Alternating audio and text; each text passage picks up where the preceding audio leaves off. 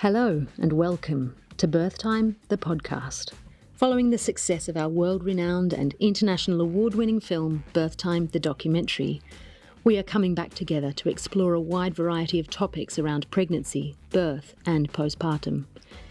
As a way of exploring topics in great depth, we will be covering one topic over several episodes, bringing you up-to-date evidence-based information from academics, practitioners and birth workers, as well as stories and lived experiences from birthing women and people and their families.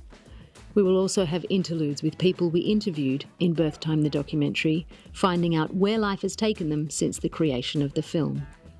Join your hosts, homebirth midwife Jo Hunter and doula and birth photographer Jerusha Sutton as we delve deep into the world of growing and birthing babies. Hello, you lovely folks out there. I am Jerusha Sutton and I've got my co-host Jo Hunter here. We are so thrilled you're joining us on this journey. This is our second episode of Birth Time, the podcast. If you haven't listened to our first episode with Mel Briggs, please go back and do that. It's a beautiful update on what is happening with Birthing on Country at Waminda and the development of their birth centre, which if you've seen our documentary, you would have heard all about back then. This is a very important update. So Jo and I will be your co-hosts for this podcast. And occasionally Zoe's going to jump on and join us as well. We're going to do episodes with some of the people from Birth Time. We're going to catch up on where her life has taken them since we made the film. So Zoe will join us for those episodes. Occasionally she'll probably step in as well for interviews during the series if we've got an interview set up and one of us can't make it because we're at a birth. Zoe will jump in on that with the other person that's doing it. How we're going to roll around here is we are going to cover a series of topics in this podcast. We will do multiple episodes on one topic so we can really hone in into the depths of the topics that we are discovering and exploring. We're going to look at specific topics from a variety of perspectives, and we're hoping to get academics, women, partners, midwives, birth workers, doulas, educators, politicians from all walks of life, basically discussing one topic. So our first topic that we're going to discuss is birth trauma, and we've got a variety of guests that we're really excited about interviewing and having a chat with over the coming weeks. And our very first interviewer, we decided that we wanted to start with some heart rather than some head.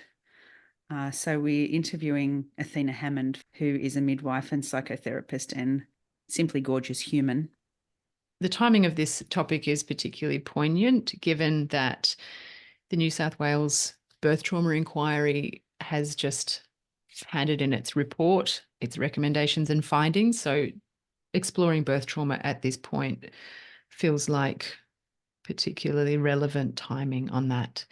There may be some content in this series that people find confronting, so please do take care of yourself and reach out for help and support if you do feel like you need it. These are big subjects to explore. So first up in our birth trauma series today, we have the magnificent Athena Hammond joining us. Athena is a midwife and a psychotherapist who lives in the beautiful Northern Rivers village of South Golden Beach, just down the road from me. She has a background and research in teaching and has worked in many different ways to support women and families over the past 20 years. Nowadays, she is focused on working as a therapist with a range of folks, including women, midwives, and obstetricians. She has a special interest in birth trauma, is the mum of a grown-up son, and makes a mean bowl of guacamole. Should we start with that? We can come back to that. Welcome. Thank you very much, Jerusha Sutton. Lovely to be here. What nobody has actually said is that you two are two of my very most favourite people on the whole planet, and both of you live very far away now, and I'm very sad about it. We're stoked to have you on, love. What you haven't said in your bio when we asked you to send a bio is that you're also a doctor of midwifery. So you hold a PhD You worked alongside me for 2 years as a second midwife at homebirths, which was just magnificent, and I miss you greatly. So this series that we're doing, you're first up in our series, and I think you hold a pretty unique space in this topic, given that you are a midwife as well as a psychotherapist. And also you've had your own lived experience as a woman and a midwife who has experienced birth trauma.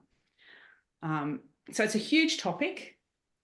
It's one that's very much at the forefront at the moment of, it's kind of like a buzzword, and it's something that we're all talking about, which is good. It's a good thing.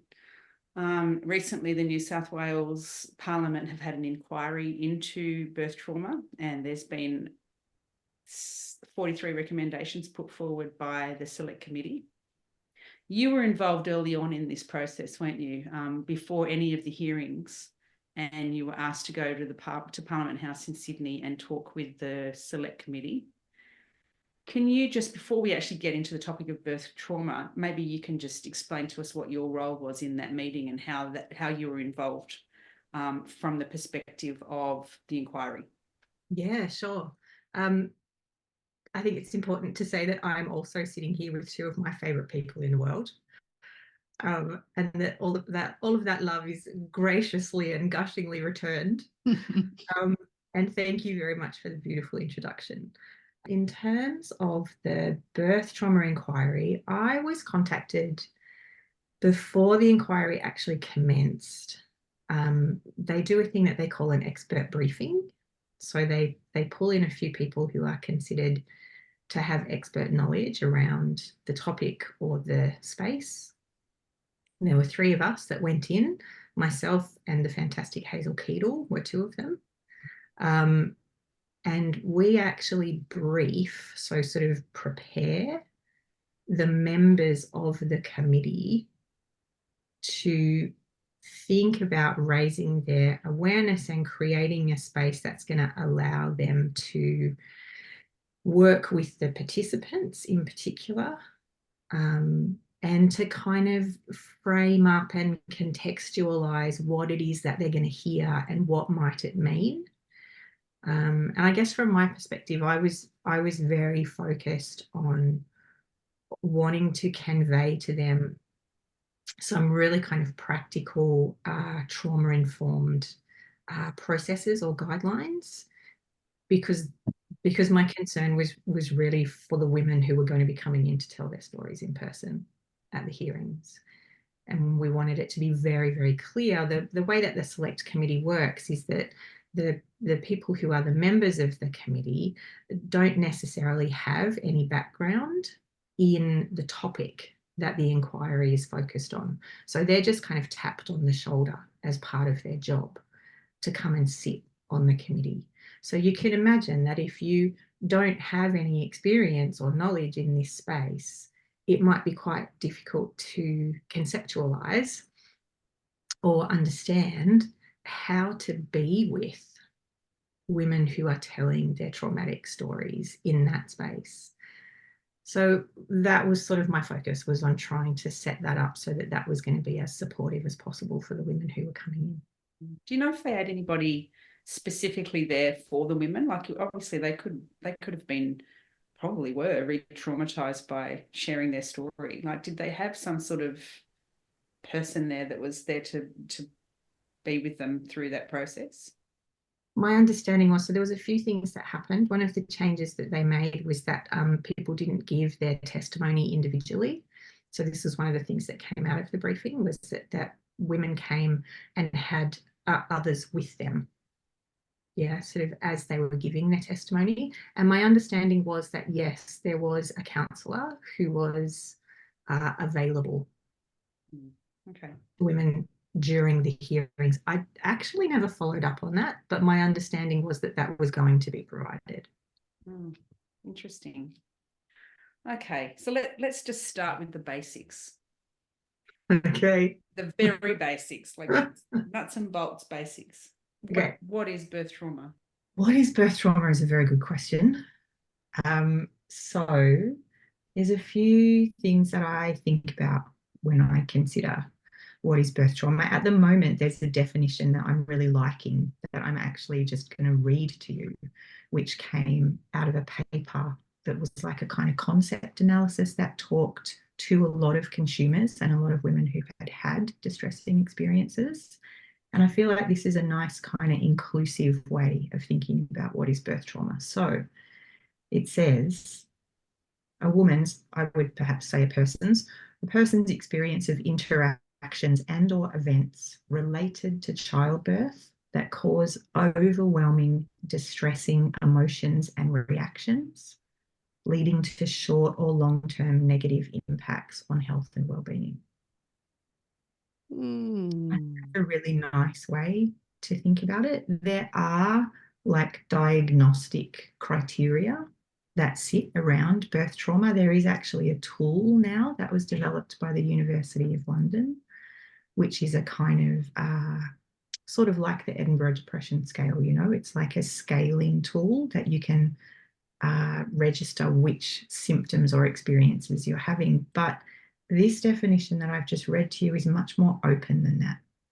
It's about what does the woman feel are overwhelming, distressing emotions and reactions. So rather than sort of tick boxing the criteria, it sort of opens things up a little bit. And I think that's particularly important because, like all trauma, birth trauma exists on a continuum. Yeah, so sort of at one end of the continuum, we have women who go through the experience and come out the other side with a bunch of feelings that they didn't have going in to the experience. So those feelings are often things like a sort of inexplicable sense of being grief-stricken, feeling angry, anxious, ashamed, confused. A lot of the time women experience a really significant loss of trust. So trust in themselves, trust in the world, often trust in their partner, which is a very tricky little piece. Feelings of overwhelm, failure, being kind of lost, and significantly feeling stuck. And I guess this is where we get into the nitty-gritty of like what's a kind of response that women are going to work through and process and move through and come out the other side of.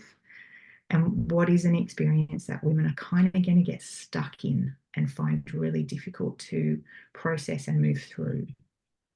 So birth trauma in terms of timing, generally speaking, is those kinds of symptoms that exist and persist for a month or more after the birth. So that's one end of the continuum. The other end of the continuum is post-traumatic stress disorder, which is very much more in that kind of diagnostic, psychologically measured end of the universe. And at that end, women come through the experience with all of those feelings I've just described, as well as symptoms like flashbacks, reliving the experience of the birth, nightmares, hypervigilance, a feeling of avoidance, so trying to avoid anything that reminds them of the experience. They might feel really numb, kind of cut off from reality, like they're in a bit of a dream state. There's impacts to their memory, and there's really significant impacts to their interpersonal relationships. So kind of all of that is part of what is birth trauma, and a whole bunch of stuff that sits in between along that continuum. And it's really important to say that even though we bring in that kind of diagnostic frame and use that kind of psychological lens, trauma is a normal response to an overwhelming event. It doesn't mean that there's something wrong with you. It doesn't mean that you're crazy. It doesn't mean that you're weird. It doesn't mean that you're deficient. It doesn't mean that you can't cope. It's actually a normal physiological response to an event that your nervous system thinks is a threat to your life or your baby's life. Mm. What about women who, and I know that I've worked with women that have experienced this, who have had a birth that was less than optimal or what they thought it was going to be, and then didn't have feelings of trauma or upset or any of the things that you talk about until they're pregnant again. And then it comes, and they're quite overwhelmed with it because they haven't had those feelings since the last birth. So can you just speak to that a little bit and how that plays out? Yeah, absolutely. It's a great question, Jo. And yeah, you're absolutely right. We do see this quite a lot. So sort of technically speaking, that I would put that in the basket of what we call re-traumatization. Yeah. So we know that having a previous distressing or traumatic birth is actually a risk factor for having a traumatic experience at birth. So the phenomena that you're describing seems to be that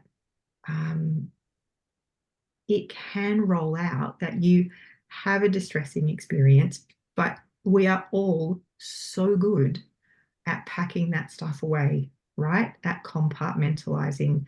We all have a huge range of adaptations and strategies that we use in our everyday lives that enable us to deal with things that feel distressing or threatening or emotionally destabilizing. So for those women, I think that stuff comes online and they're able to kind of deal, essentially. Yeah. But what happens when you're pregnant again is that you get tipped into a re-traumatization. So it's like your whole nervous system suddenly comes back online and it's like, oh, wait a minute. I've seen this before. I know what happens here. And all the alarms start going off. And I'm really pleased that you asked, because actually this phenomena of re-traumatization is really significant, specifically to do with birth trauma, because actually a lot of birth trauma is re-traumatization. And the reason that I say that is one of the other most significant risk factors for a woman having a traumatic experience at birth is a previous experience of sexual assault, sexual violence, intimate partner violence. And when we look at the numbers that we know in our community and our larger society of women who have had those experiences, every one of them, when they come into birth, is at risk of being re-traumatized, which is what you're talking about, Jo, coming back into a situation where something kind of turns the alarm bells back on when we show up. The word that is often used to describe that is triggering. Yeah, something triggers our nervous system. And then it literally all rises back to the surface. It just kind of bubbles up. So it can be really confusing and distressing for women. Athena, is there a clear differentiation between, and does it matter, between birth trauma and postnatal depression? You know, if someone's sitting with big feelings post having their baby, is there a way of clearly defining that? And does it matter what the differentiation of that is? It's a really good question, Rue. On paper, yes, there is a way of differentiating. So again, thinking about those kind of diagnostic criteria, they do look a little bit different. In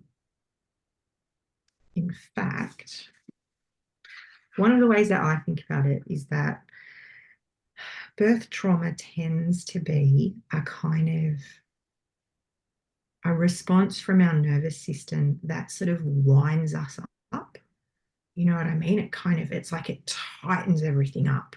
We get anxious. We spiral kind of upwards into a very hypervigilant, very anxious, very sensitized, very escalated kind of state, generally speaking. Postnatal depression kind of goes in the other direction.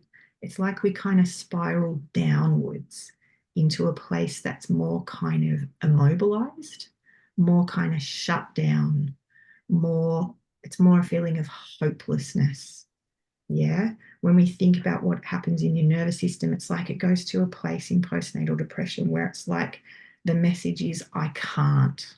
I just can't. In birth trauma, the message is more like, I have to.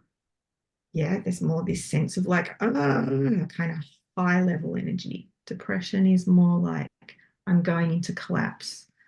I just can't be doing with this shit. That's such a great description. Isn't That it? really- yeah. I've It's never awesome. heard it put like that. That's beautiful. It's so clear. Great. And of course, there are lots of resources out there where people can really easily find the lists from a diagnostic perspective, from a sort of technical perspective of what the differences are. Mm. That's how I think about it. And to your question, Rue, about does it matter?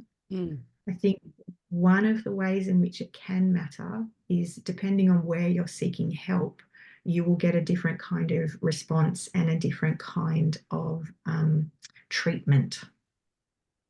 So the usual frontline treatment for postnatal depression is antidepressant medication. That is not necessarily actually going to assist you with birth trauma. Got it. Hey there, Zoe Naylor here from the Birth Time team. If you've seen Birth Time the documentary and loved it, why not gift the film to help educate and inspire other women and people from around the world? Just head to the birchtime.world shop where you can buy a digital gift card and send it online to anyone you like. It's a brilliant way to help spread the message and be part of the movement. Now it's back to the podcast. Athena, what makes birth trauma different from other trauma? There's quite a few things that make birth trauma different from other trauma. There's a couple of things that, in my experience, are kind of significant in this space. One of which is the idea that birth trauma is kind of complicated by this cultural expectation that having a baby, generally speaking, and I understand that this is not the case for everyone, but generally speaking, having a baby is seen as a kind of celebratory, life-affirming, overwhelmingly positive experience to have, right? You've had a baby. Wow. Yeah. And so a lot of the women that I talk to find that their distressed feelings are complicated by this terrible guilt and shame that, in fact, they don't feel celebratory. You know, they don't feel like they've had an experience that is life affirming, or in fact, that is even really positive for them.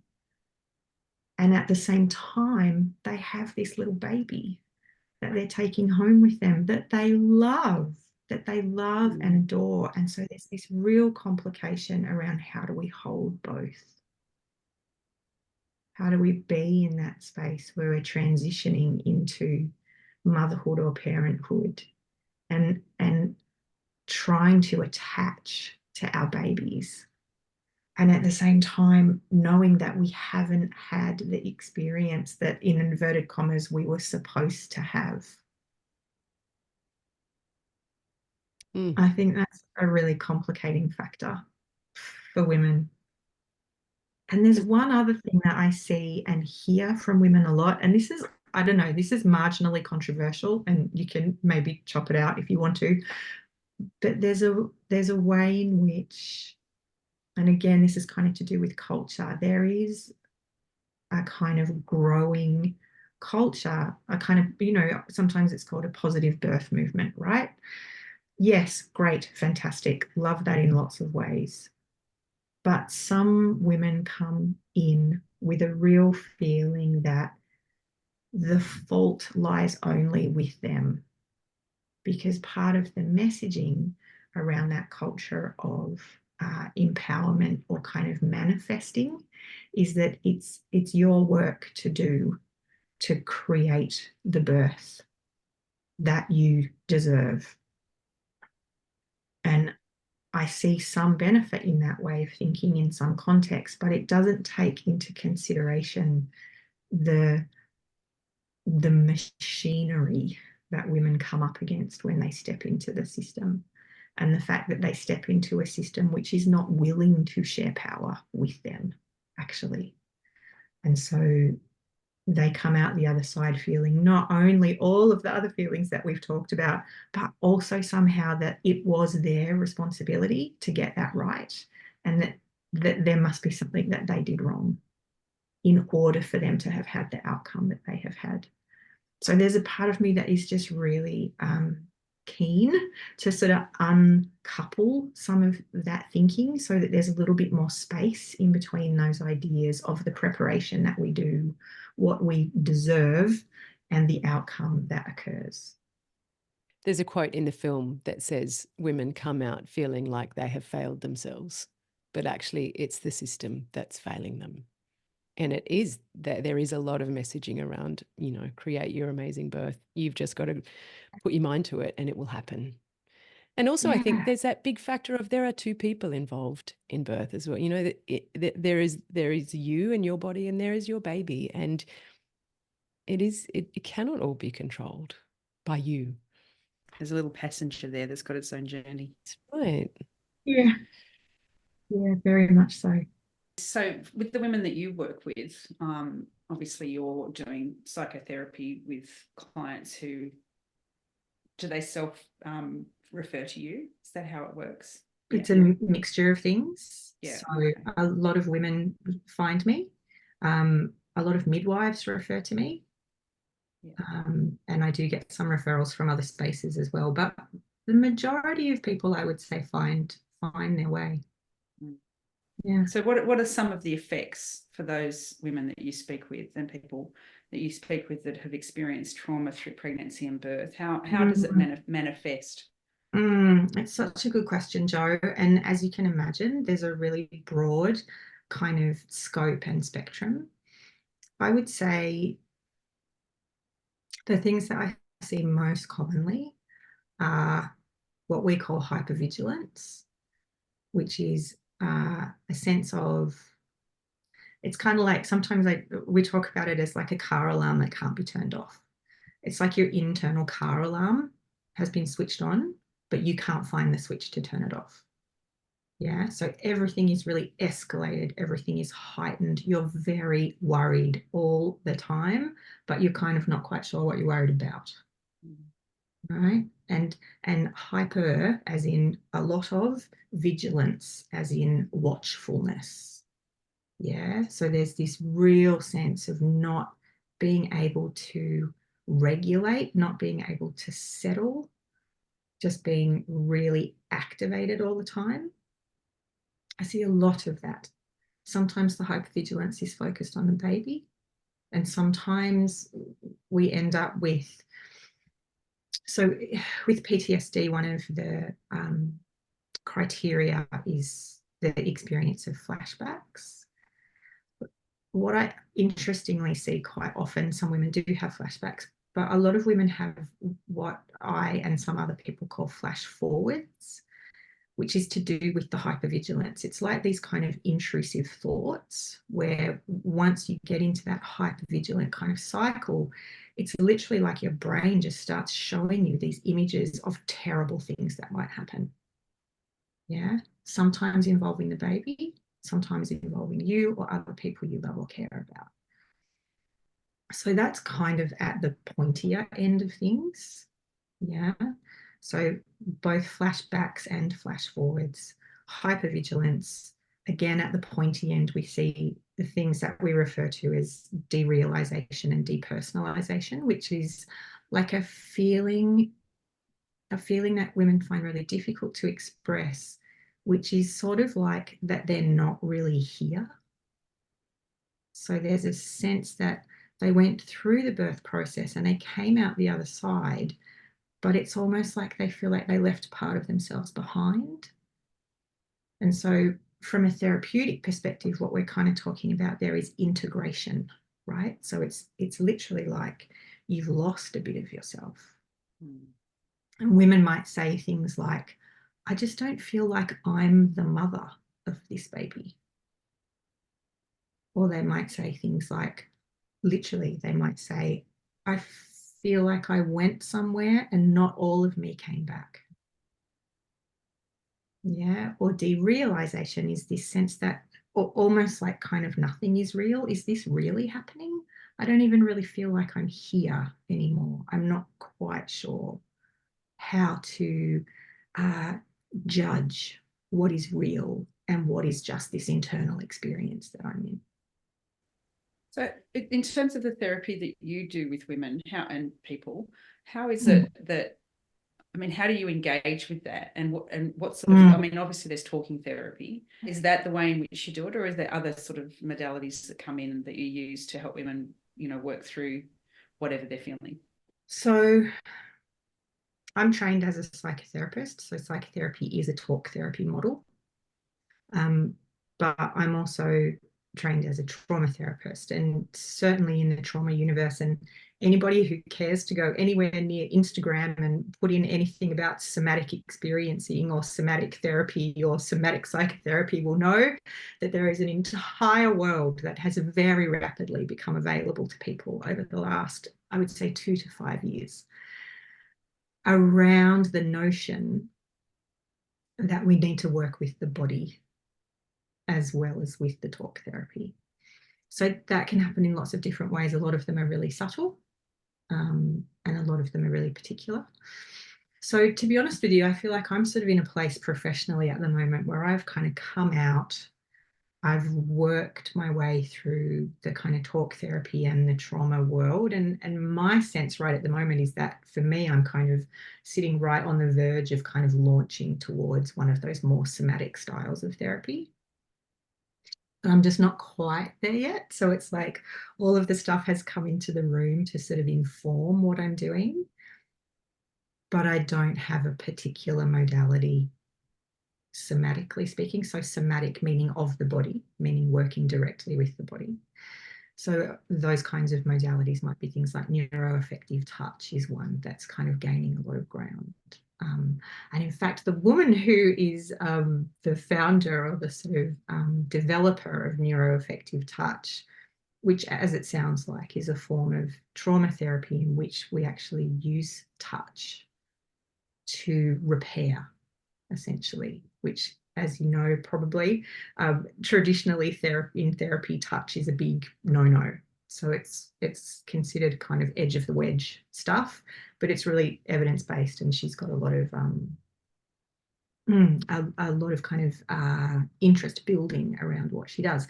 She has a really interesting focus around the connection between the pelvic floor and the larynx and the vocal cords. So pelvic floor, diaphragm, larynx, vocal cords, which is kind of a little bit of a tangent, but it's really interesting when we think about what women come out of those experiences saying, because so often they come out of the experience saying, I don't know what happened to me.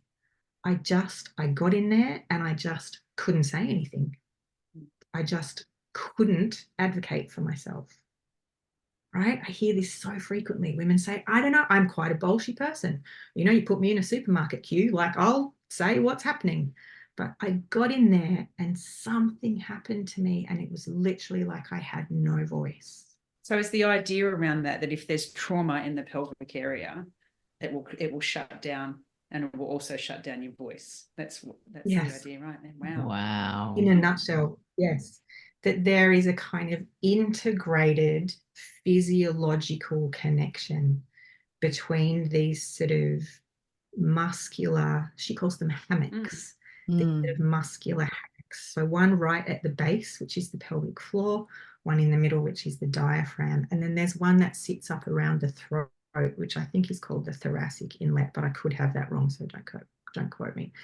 And that actually, when we breathe and move, that these three things interact very deeply with each other. And that, yes, if we are holding, or the word she uses actually is bracing, you know, when something icky is happening and you start to feel you brace. like your muscles start to tighten. You're kind of holding, almost like you're kind of ready for the impact. So if you start to brace in your pelvic floor, there is a relationship then between diaphragm, so breath, and larynx and vocal cords, which for those of us who've been around birth a lot kind of makes, well, to me, kind of makes intuitive sense. So how does touch therapy, how would that work in that scenario? Is that what you're saying with somatic therapy? It's touch therapy with this idea that the everything is connected.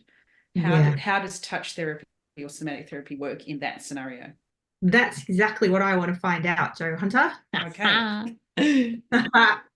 That's the bit I haven't got to yet. So, I mean, I have some sense of it. And also really important to say that not all somatic therapies do involve touch. This one is actually very particular. So the more common approaches are approaches where, and certainly this is very much what I do in my work, where we're bringing in awareness of the body. So we're still sort of talking we're still in a talk therapy framework, but quite often what we'll do is, so for example, if I'm sitting with you, Joe, and we're talking about what happened at your birth, and I'm watching you and I might see something happen in you. And so I might say to you, oh, I'm noticing this thing. Can you tell me, what are you feeling, or what's happening in your body, or what's that thing that you're doing with your hands? Or, oh, I've noticed you've put your hand up to your throat. Can we talk about that? What's that feeling? Is there something there that needs to be attended to? Amazing. Yeah, so it's this sense of trying to attend to what is happening in the body as part of the talk therapy framework. Neuroaffective touch is another step further. There's also that whole idea around, and Rue, you did this yourself as birth preparation with the internal releases, like actual internal pelvic work, and how it does release actual trauma in your body. Did you experience that, Rue? And I know I've spoken to clients that have totally experienced that in a preparation way for their birth. Yeah.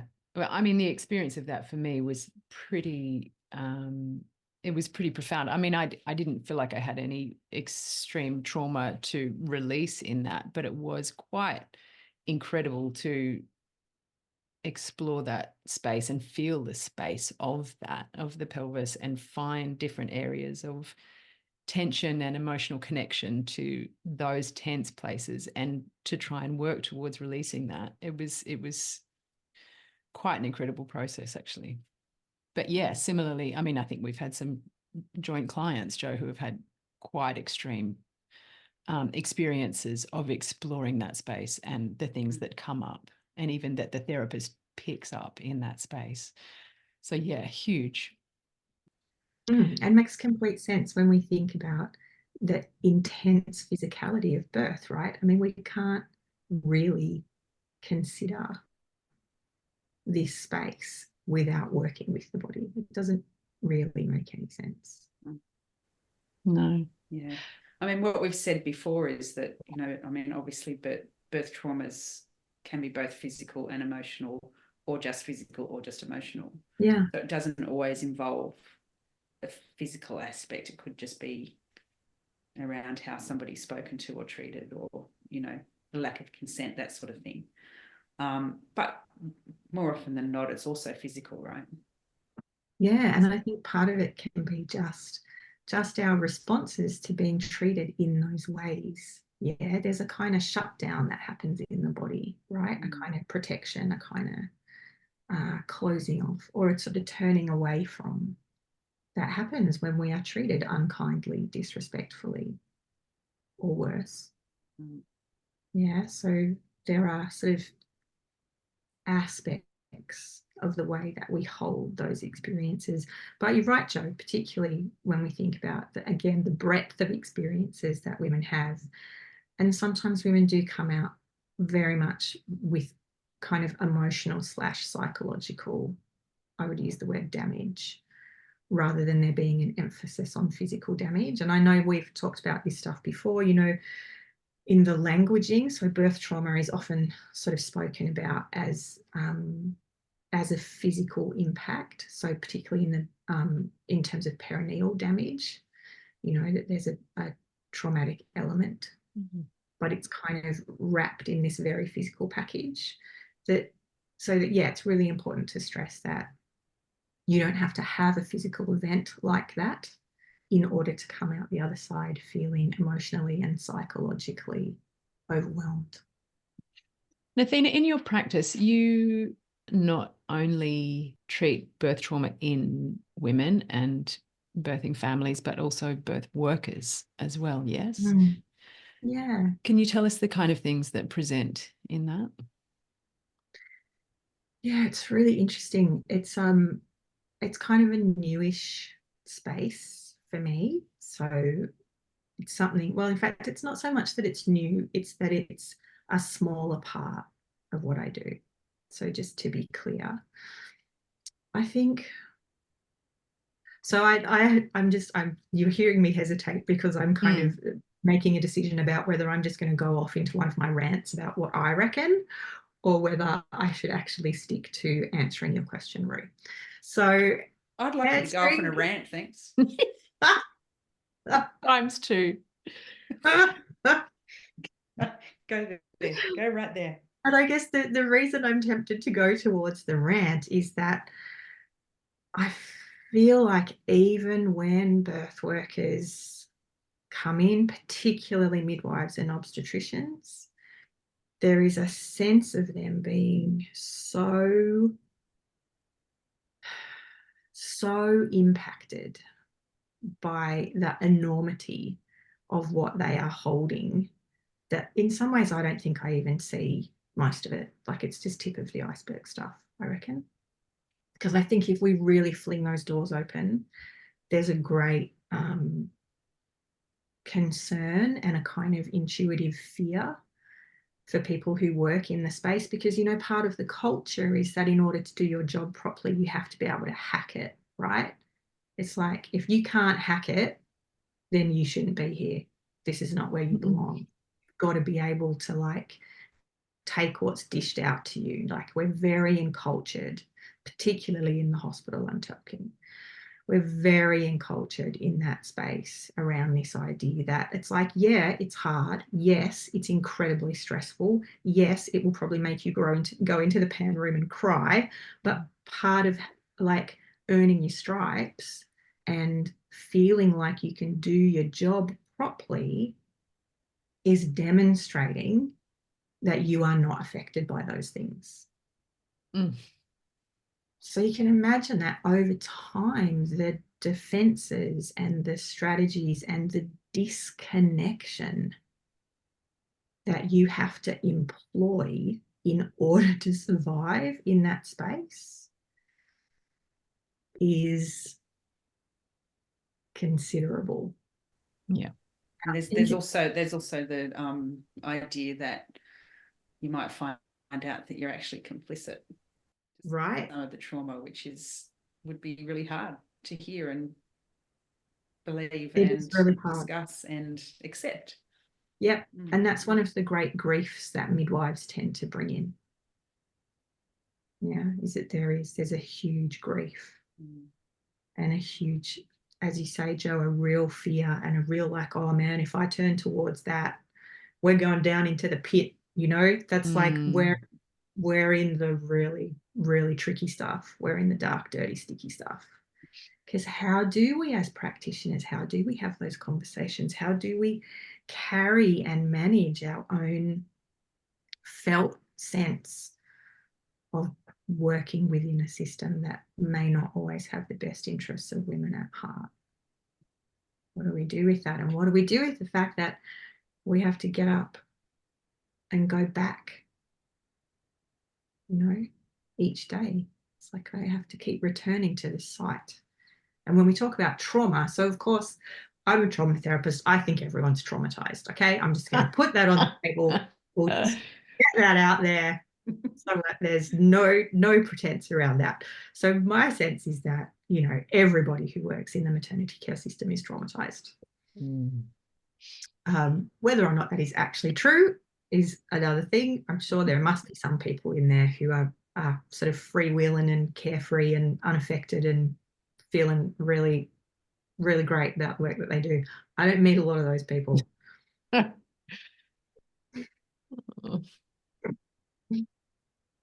So when midwives come in to try and answer your original question, I guess grief, I see a lot of grief.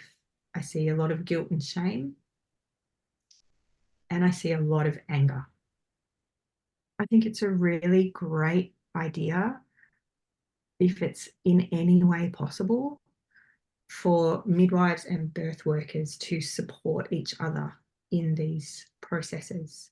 And so whether that means that, you know, you do something where you have a kind of, you know, phone a friend system where after work you can sit in the car park and do a 2-minute rant on the phone to one of your colleagues with complete confidentiality, and no one has to respond. There's no fixing, there's no responding. It's just something to allow you to discharge some of that energy which is held in the body from being stuck in that activation all the time. I think a lot of people probably do that quite informally. Yeah. To be honest, I think probably most do that. But yeah, do you think to have some sort of formal, you know, like with counselling, you obviously for you would have to, you're holding on to everybody's trauma now that you're hearing it. So you need to have somewhere to dump it, and in the form of supervision, right? That's what happens with counsellors and psychotherapists. But there's not that for midwives. There's not that for health professionals at all. No, you're absolutely right. And I mean, you've put your finger on something enormously significant there, which is that structurally there is no infrastructure to support midwives or obstetricians for that matter in the work that they do. And there bloody well should be. All midwives should have regular supervision. It should be trauma informed. And, you know, I reckon if I had my way, that also all midwives should have the option to attend some kind of supportive counselling. What that actually looks like could be quite varied and quite different depending on what's available and what's needed. But I guess what I kind of hear from midwives quite often is, well, I was falling to pieces, and so they offered me the opportunity to go and speak to an EAP counsellor. So an EAP counsellor is someone who works as part of a system within the healthcare or any other professional setting, and it's free and it's often very good, but it's not provided by another midwife. And so there's a way in which they just don't feel met or understood.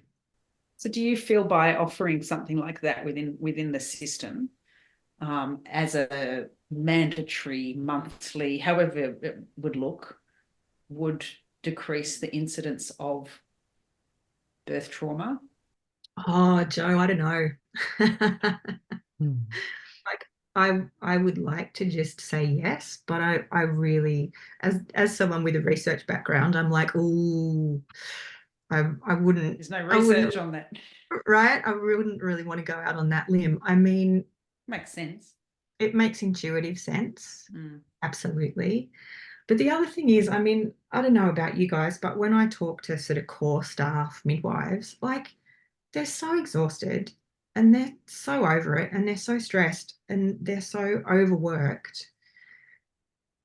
And, you know, the workforce numbers are not improving at the moment, right? The projections for midwifery workforce are reasonably dire at the moment. And we know already that hospital midwives are, you know, stretched so far. And I think quite often it can just seem like another thing to do. Like if we were to say there's a mandatory monthly supervision group that you have to come to, I just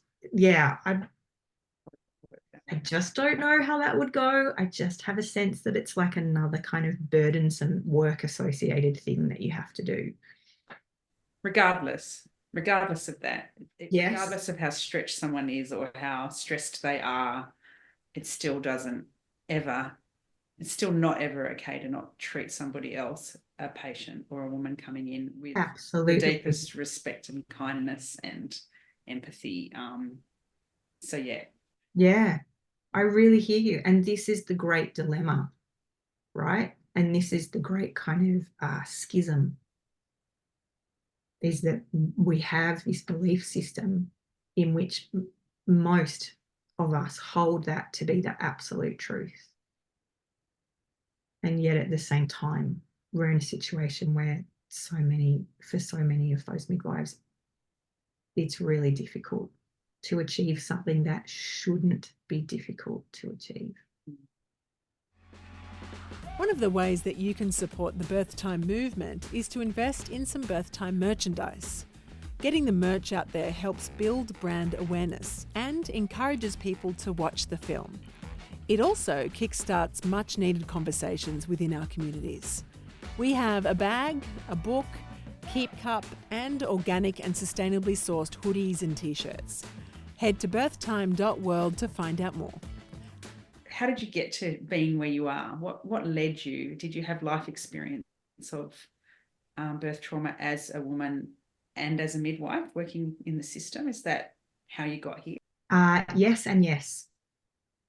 So I was young when I had my son. I had him when I was, how old was I, Joe Hunter? I can never remember. 27. 27, thank you. So I think I was pregnant while I was 26. And then by the time he was born, I think I was just turning 27. So which now at 52, and now I look back on that and I feel like that seems kind of really young. And I was in a situation which many women will be in. And this is kind of part of the bigger picture in terms of how we're approaching birth trauma for women in the system. I was someone who had previous trauma in my history, and in particular in my childhood. And like many other women, was totally unaware that that would have any sort of impact on me when it came time for my body to do what was required for it to give birth.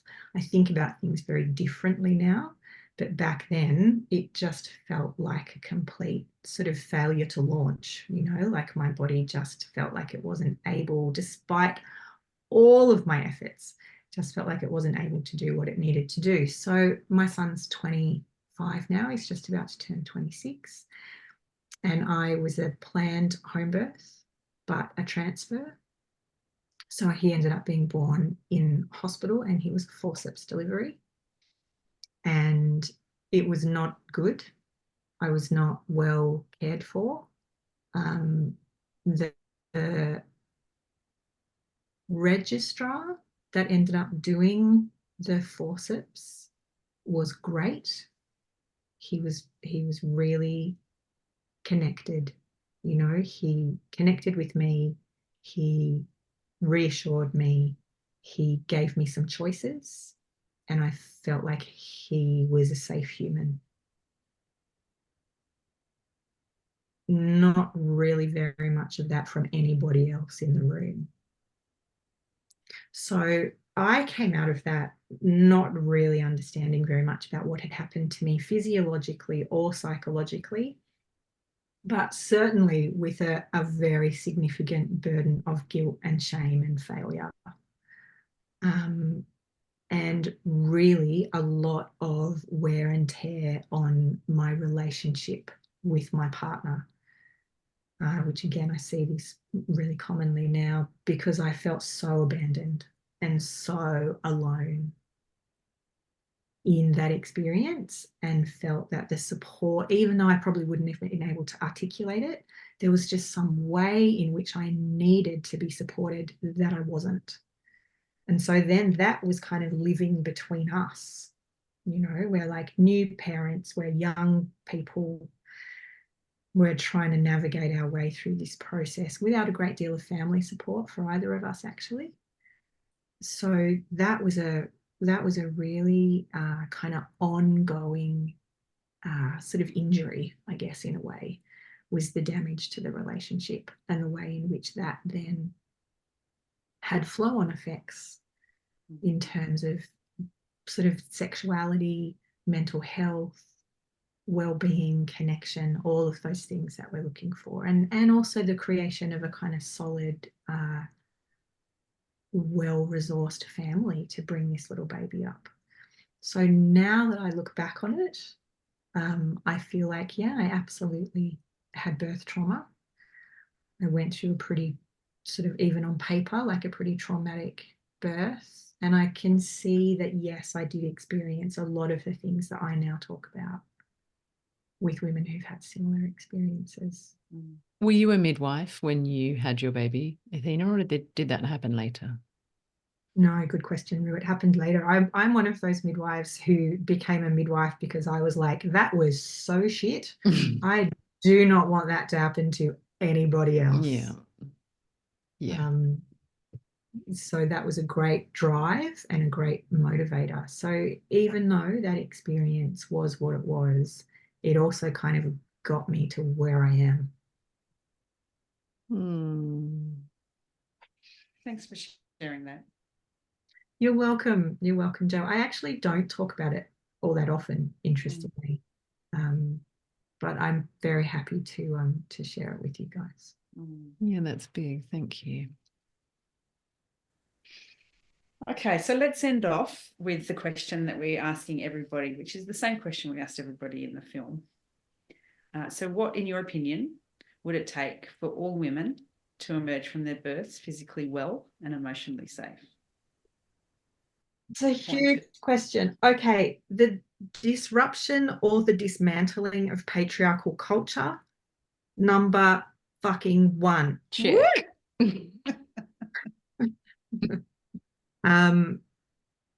That's it. Need we go on? I think. There's the answer. Moving right along.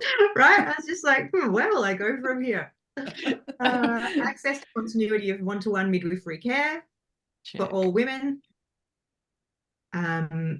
The positioning of midwifery in the community as opposed to tucked away in the hospital. I know there is some of that goes on. There needs to be a lot more. And you know what? On an individual level, I guess there's this way of thinking about what happens to us as we move through the world that comes from a therapist that I'm familiar with, and they talk about, you know, when we're thinking about clients, right, and working with clients, one of the ways that they offer for us to imagine what is happening for the client is to ask ourselves, are they in a loved world or are they in an unloved world? And I feel like when women show up to have a baby, they should know that they are in a loved world. And they should not ever be left in a space where they feel unloved, unsupported, unseen, unheard. And whatever that looks like, I actually don't care. I just want women to receive that. Fantastic. Thank you. Thank you. Thank you so much. Thank you so much. I was so nervous to do this with you guys. You're actually not that scary after all. We need to try harder. Be more intimidating. And that's a wrap. You can check out the show notes to find websites, books, research articles, social media handles, and general information about each of our podcast guests. Thank you to our fabulous birth time sisters, Zoe Naylor and Selena Scoble, for supporting the creation of this podcast behind the scenes. If you're enjoying the show, please take a moment to follow or subscribe to Birth Time the podcast. Leave us a review and a rating, and please, we'd really love it if you'd share it amongst your friends and networks.